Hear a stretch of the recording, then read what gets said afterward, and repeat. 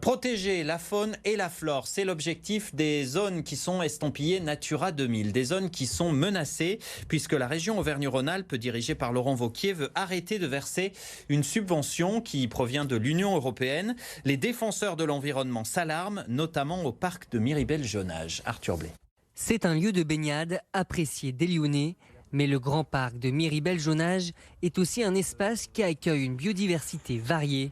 Depuis 2014, il est classé zone Natura 2000 pour protéger les espèces malgré les activités humaines.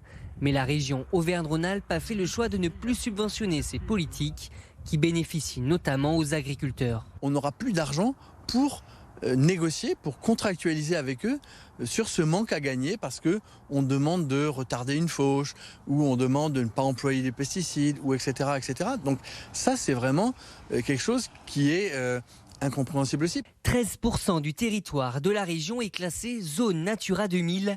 Les politiques locaux ne comprennent pas non plus la fin de ces subventions qui menacent emploi et environnement. 150 à 200 emplois qui vont disparaître, c'est des milliers d'actions en faveur des agriculteurs, de mesures agroécologiques qui vont s'éteindre. C'est une forme de punition pour les associations, les experts qui sont essentiels pour la préservation de la biodiversité. Laurent Wauquiez veut les voir disparaître parce que ce n'est pas son électorat. De son côté, l'exécutif régional se défend de toute mesure électoraliste.